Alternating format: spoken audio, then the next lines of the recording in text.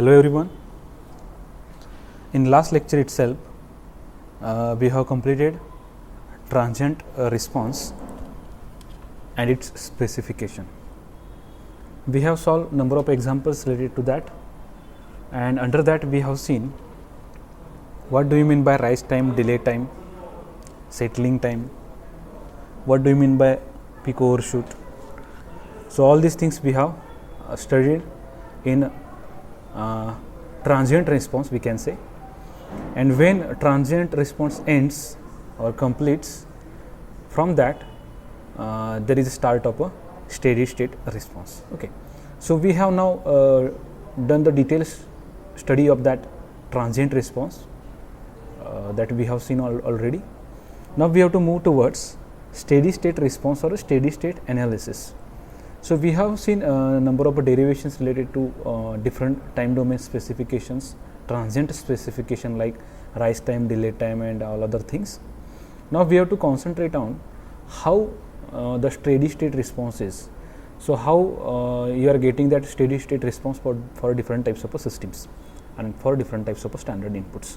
Okay, so let's start with this new point from this unit, that is steady state analysis. And once we complete this steady state analysis, we have to move towards the stability of a system. So how to find the stability of a system, which criteria should be applied, and how to decide whether the system is stable or not. Okay, so that we will see afterwards. So before that we have to complete all these steady state analysis points. Okay, so let's move further with this. So before starting this steady state analysis, let's have a look on this type of a system. So I think we have previously seen the type 0, type 1 and type 2 systems. What do you mean by that? So in short, we have to see what do you mean by that type of a system. The open loop transfer function of a unity feedback system can be written in two standard forms. Okay, so suppose there is open loop transfer function of unity feedback, then we can write this open loop transfer function of unity feedback system in two standard forms. One is time constant form and another is a pole 0 form. Okay, and this pole 0 form is very important for us. So we will see what is the significance of this while studying that stability unit or stability part of this unit. Okay, so if you see this two standard forms, one is pole 0 form, and generally it is given like this: GS is equal to K is a constant that you know, in bracket S plus Z1, second bracket S plus Z2 dot dot dot, it will continue based upon the system, divided by S raised to n into first bracket S plus P1 into second bracket S plus P2. So this is pole 0 form, and anyone can say that Z means 0 and P means pole. Okay, so these are the 1, 2, these are the numbers of zeros and poles that is given over here. Okay, and suppose if you want to represent that system in time constant form, another parameter is added here, that is nothing but your time. Okay, so T. So here the same pole 0 form can be written in a time constant form like this: Gs is equal to K into first bracket 1 plus T Z1 S. Okay, now S is added over here. So please see carefully these equations. So later we will discuss more on this, but see for time being just see how the equation is written over here. The second para is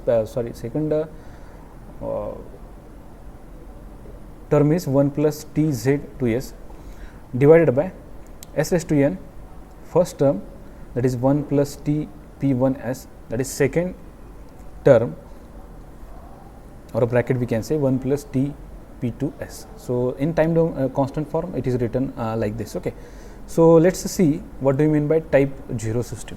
Okay, just see the definition and just carefully observe this equation. By observing only you can say the type of the system, as I think we have already discussed in last unit. I think you can see the previous lectures, or otherwise it is very simple to understand. Okay, just look here, a control system with no integration in the open loop transfer function and no pole of a transfer function GS at the origin of S plane is designed as a type 0. Okay, so here I can write S raised to 0 into S raised to 0. So S raised to 0 will be 1 over here.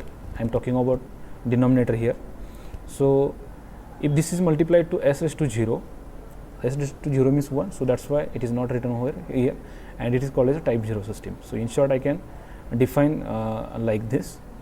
So this GS is equal to, again it is standard form, k into first bracket 1 plus t z1 s into second bracket 1 plus t z2 s divided by, so here s raised to 0 is not visible here because the value of this becomes 1, so that's why not written over here. That's why the system is 0, because s raised to 0 is there in denominator. Okay, so the second part of this denominator is 1 plus t p1 s, second bracket is 1 plus t p2 s, and it will continue. So it is a standard form. Okay, but carefully see the power of s in a denominator here, that is very important. And if you see the amplifier type of a control system, it is a practical example of a type 0 system. Okay, so there are different types of control systems which are categorized under type 0, type 1, type 2. Okay, so to understand that, we must have the detailed study, deep study of that. Okay, but for your understanding only, you must know what is the type 0 and type 1. So that is written over here, but we are interested in stability of system. So we have to stick to only electronics right now. Okay, electronic circuits. So type 1 system, a control system with one integration in the open loop transfer function and one pole of a transfer function GS at the origin of S plane, is designed as or designated as type 1 system. Now look at the power of S here. The power of S is 1. So that's why it is a type 1 system. So simple. So, okay, if you look at this equation, then you will feel it is difficult. You may think that it is difficult, but just if you observe the transfer function, you can understand and you can easily tell type of a system. So the power of S is equal to 1. So this is a type 1 system here over here. Okay, so pneumatic type control system is practical example of a type 1 system. So I think we have seen this in last unit also. Okay, but we have to see in mathematical way also how the equation is written over here. Okay, similarly, type 2 system, a control system with two integration in the open loop transfer function and two pole of a transfer function GS at the origin of a S plane, is designated as type 2 system. So GS is equal to k into first bracket 1 plus t z1 s into second bracket 1 plus t z2 s divided by, it will continue later, divided by s square into first bracket 1 plus t p1 pole 1 into s into second bracket 1 plus t p2 s, like this. So this is the standard form, and the mechanical displacement system can be called as a practical example of a type 2 system. So we are not going into deep which is type 1 system, which is type 2 system. Just you must know, or you must tell type of a system by observing the transfer function. That is very important. Okay, so that we have seen. Just see the power of S, you will understand what I am going to say. So this is all about the type 0, type 1 and type 2 system. This we have already seen in last unit. Now let's move towards the core part of this today's lecture, that is steady state analysis, and the most important part in that is the steady state error.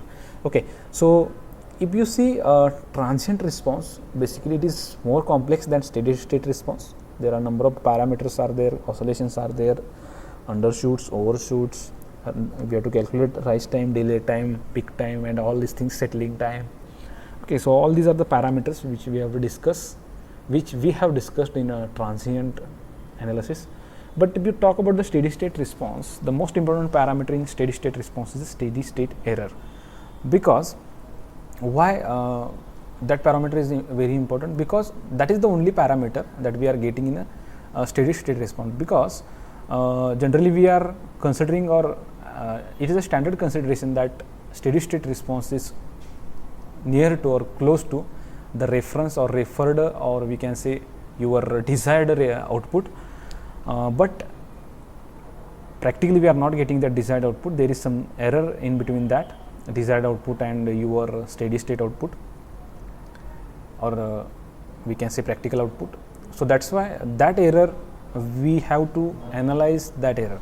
So that is nothing but steady state error. Okay, so that's why we have to concentrate on only one parameter, that is steady state error.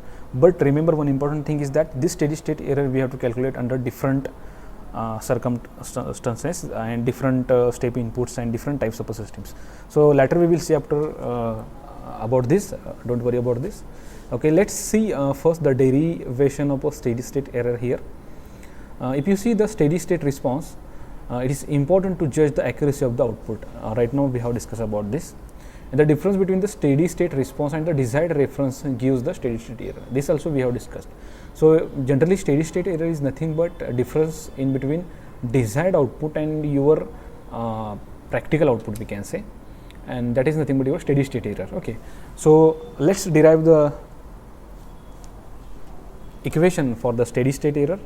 Okay, so generally you know that we have done all these calculations, but now we have to see this equation in terms of error here. Okay, because that is very important. So this equation and all this mathematics we have seen earlier. So if you see here, this is RES, that is a reference input. Okay, this is the system function, that is a GS, and this is the output, that is a RES. Now whenever we are talking about the feedback system, then this feedback should be taken at the output, and this feedback is scaled over here with the help of the feedback element. If it is unity feedback, then it is directly given over here, but if some scaling is there, then we have to use feedback element as per the system's definition or the system that you have defined. So here HS we are getting, so this BS will be what? HS into CS, that we have discussed. But now this BS is not directly applied here, it is algebraically added with this reference input to correct your output. So that is called as error signal, that is ES. Okay, so here we have to concentrate on this ES, because this ES depends upon this BS, and this BS comes from the output. So that's why this is very important parameter while discussing steady state analysis. Okay, so let's explain this in terms of mathematics. Okay, so for a given figure, we know that ES is equal to RES minus BS. Okay, so it is just algebraic difference between reference input and your feedback signal. Now BS can be given as HS into CS. Okay, so that we have seen that if this signal is given to this block, then signal into gain is multiplied and we are getting it at the output. So here this is the output, the input is CS and the gain is HS. So that's why I can write here over here like this: BS is equal to CS into HS. Okay, now if we replace this BS with this CS and HS, we will get the equation like this: ES is equal to RS minus CS into HS. But again, the interesting thing is that CS is equal to what? GS into ES.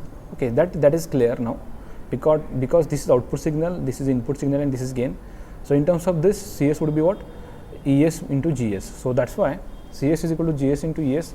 We can replace this value of CS over here in this equation. So in ES, here we will get ES is equal to RES minus GS into ES into HS. Okay. Now similarly, if you find out in terms of this RES, this will come to right side, and the equation will become RS is equal to ES plus GS into ES into HS. So take ES as a common, because we have to write this equation in terms of ES here. So let's take ES common over here. So you will get here 1 plus GS into HS. Okay, now this is very simple. Now it is very simple to calculate ES. Okay, the ES is equal to RS divided by 1 plus minus GS into HS. So why plus minus is given? Because the feedback that we are talking about can be what? Positive or negative. Okay, so that's why it is written over here. It can be positive or negative. Okay, this is 126. This is a slide number. It is not power of this. Okay, so I think you are mature enough to understand this. So ES is equal to RS divided by 1 plus minus GS into HS. Okay, so let's see now in a time domain. Okay, so whatever we have discussed, this is not in a time domain, this is in S domain, we can say.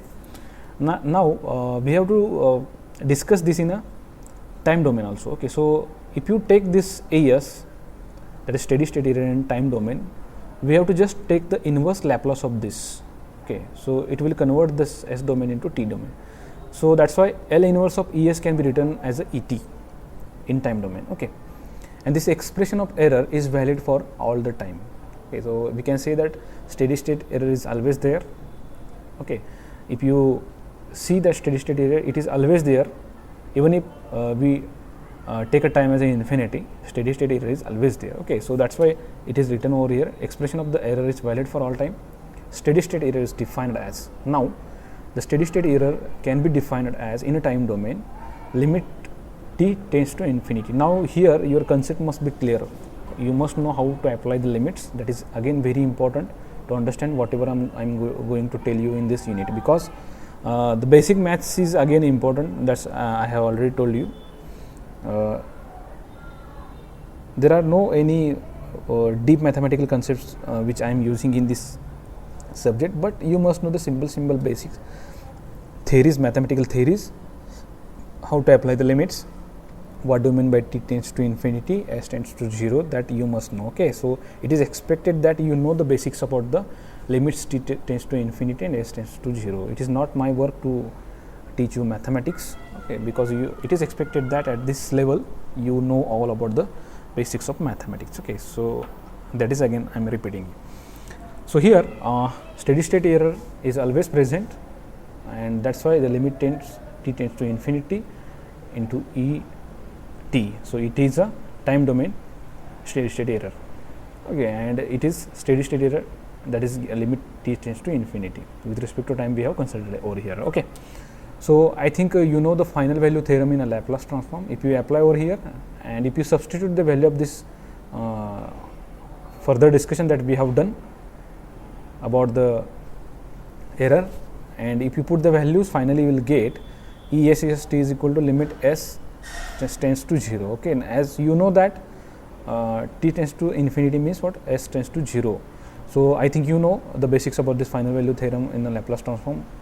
So I am considering that you know the basics about this. So here E s s t is equal to limit s tends to 0 into s into E s over here. Okay, now steady state error can be given as written over here. Okay, and if you replace the value of E s that we have seen already, you will get the value like this: E s s t is equal to limits s tends to 0 into s into value of E s is replaced over here, R s divided by 1 plus minus G s into H s. Okay, so here plus is taken, it can be plus minus. Okay, so generally we are considering the negative feedback, so that's why it is considered as a negative feedback. So it will become a R s divided by 1 plus G s into H s. So I think you got the derivation, you got this derivation of a steady state error, and I think it is very simple if you know the basics about the limits, and there are no much deep limits concepts which are used over here. The basic concepts are used over here, and which are very important while studying the next point that is added in the syllabus. Okay, so I think you got this E s s t time domain. Okay, now the interesting part starts from here, that is steady state error for the step input. Now we have seen transient analysis for step input. Okay, now we have to see steady state analysis for the step input. Steady state analysis means the parameter will be steady state error clearly. Okay, so steady state error for the step input will be what? So first of all, a step input of a magnitude A is applied. Consider this as a step input of a magnitude A is applied over here. So the reference input or input signal can be given as A into ut, which is present for time greater than a 0, because this signal starts at a t is equal to 0 and the amplitude is A, that is constant. Okay, and before t the value of the signal is a 0. I think you know this very well. In signal system also we have seen this, you have seen this. So for t less than 0 or 0 greater than t, the value of RT is a 0 because it starts from t is equal to 0. Okay, so if you take a Laplace transform of this RT, you will get Rs L into RT. So if you take this Laplace transform of A, so here inside this you have to write ut also. Okay, that is missing over here. I think you can understand this.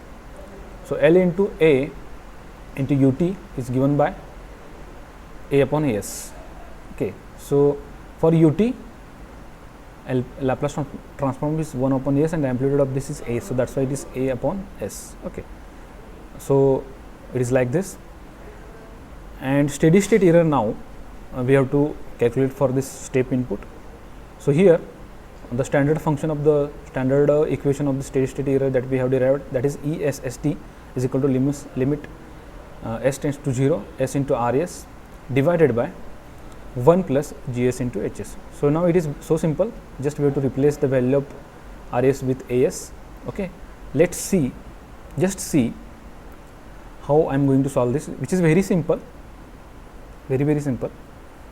Now see here, the same equation is written over here and Rs is replaced by A upon Es.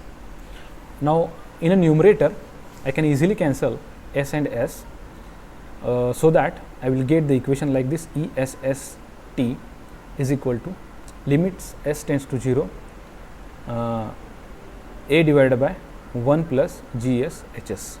Okay. Now if you apply limits over here,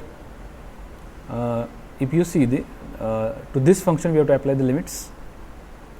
Okay, because you know these are the constants. So ESST is equal to A divided by 1 plus limits s tends to 0 Gs Hs.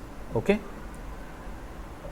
and I think it is not visible in this video lecture, but if you see here, ESST is equal to it is A divided by 1 plus Kp. Okay, so I think it is not visible to you right now because it is not recorded.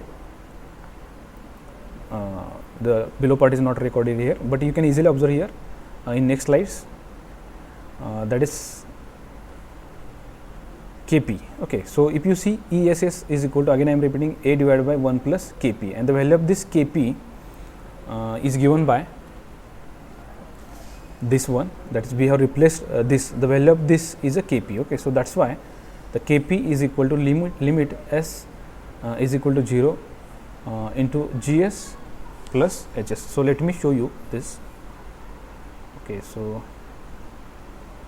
if you see here, this is ESS is equal to A upon 1 plus Kp. Okay, so this is all about the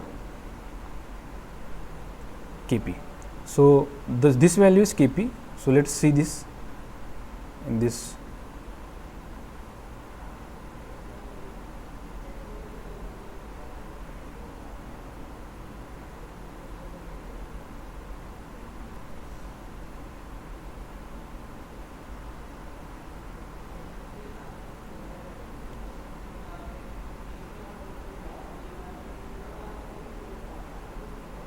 Okay, see here. So this is the position error constant Kp of a system is defined as Kp is equal to limit s tends to 0 Gs into Hs. Okay, so this whole function is replaced by Kp. Again I am repeating, and this is called as position error constant.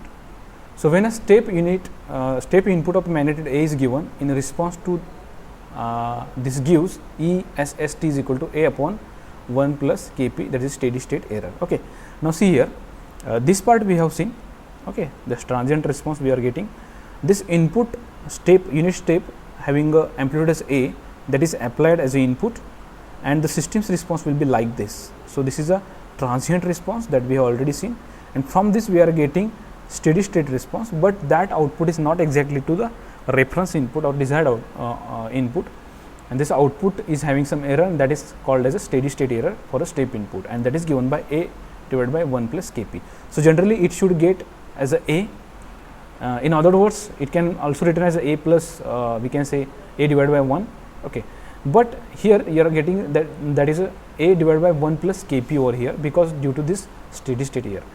And see this Kp depends on a type of a system, that also we have to see afterwards, but this simple derivation is covered over here, that is A divided by 1 plus Kp. Okay, I think you got the idea about this. This Kp is nothing but limit s tends to 0 Gs into Hs. So this is also called as position error constant Kp. So similarly, like this, we have to see the steady state error for another type of input, that is steady state error for a ramp input as well. Okay, so again here if you see a ramp input of a slope A is applied, can consider that the slope of A is applied over here as a ramp signal. So RT is equal to A into T, okay, so which is again greater than T is greater than 0 here. So RT is 80 for T is greater than 0, and it is a 0 for T is less than 0, 0 is greater than T.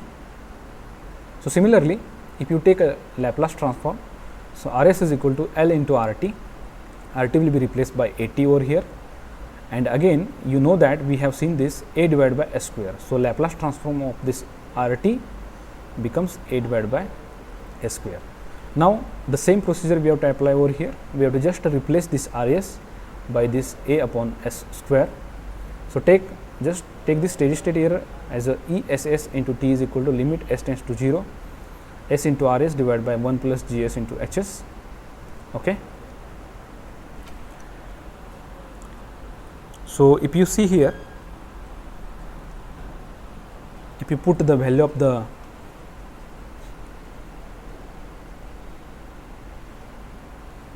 Rs here as A upon S square, so you will get here ESST is equal to limit S tends to 0, S into A divided by S square divided by 1 plus GS Hs. Again I am repeating, I think you know what is the meaning of limit S tends to 0. Okay, this is very simple. Please go through the basics of your mathematics, how the values I have applied over here.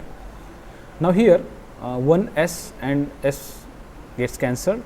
So here you will get A upon S as a numerator, and the denominator is same, 1 plus GS into Hs.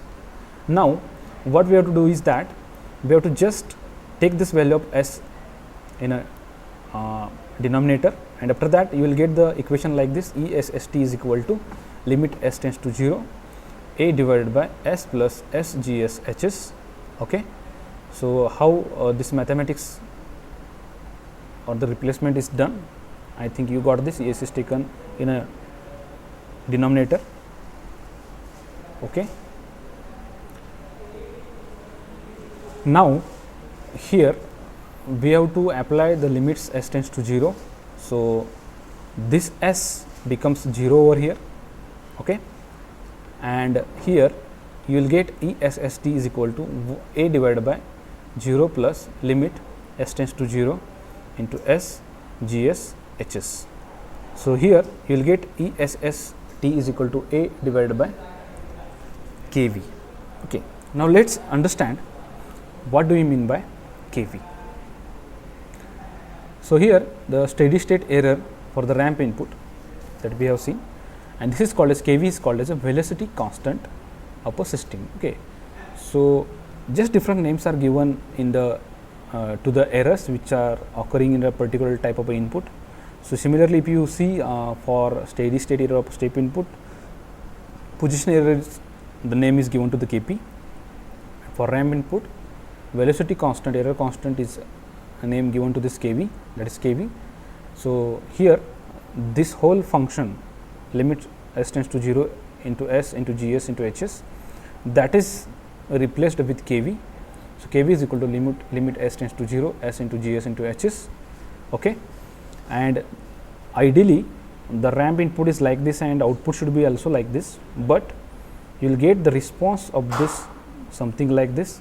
So this dotted lines will show you the actual response of the system, and this straight line is the input that we are getting. So with respect to time domain, we have to see the output. Okay, so again this input is continuously increasing with respect to time, so that's why output is also increasing with respect to time, but there are some oscillations as per the transient behavior of the system.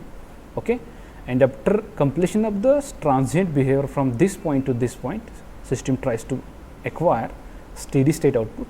Okay, obviously the system will try to acquire the output as per the input, but again you know that there are some errors, practically we are not getting exact output. So such type of error is called as a steady state error for a ramp input, that is given by ESS is equal to A divided by kV. That is very interesting. Okay, so here 0 is gets cancelled. Okay, 0 is no meaning in this equation, you have to keep in mind. So that's why ST is equal to A upon kV. Okay, so this is all about the steady state error for the ramp input.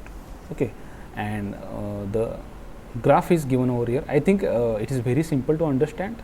At the basic level I have explained this to you, and I can say that it is understandable, because from basics I have told you each and everything, but you must know how to apply the limits. I will ask in next lecture how to apply the limits. Let me see how many students know about this. Okay, now only one thing is remaining, and that I am giving this to you as a homework. You have to find the steady state error for parabolic input. Okay, now just take that standard steady state error equation, replace the value of Rs with the Laplace transform of parabolic input, and just solve that, and please find out that parameter. Okay, just give the name as a k, and whatever the suffix will be there, that we will see afterwards, but just solve this and just tell me what is the equation that you are getting in terms of k, and just try to draw the response like this, and we will discuss more about this. Okay, just try to do that, otherwise we will see this in our next lecture. Okay, so for today's lecture this much is sufficient. Just go through the lecture again and please make out the notes as per your convenience. Okay, so today we will stop here. Thank you very much. Let's meet in the next lecture. Thank you.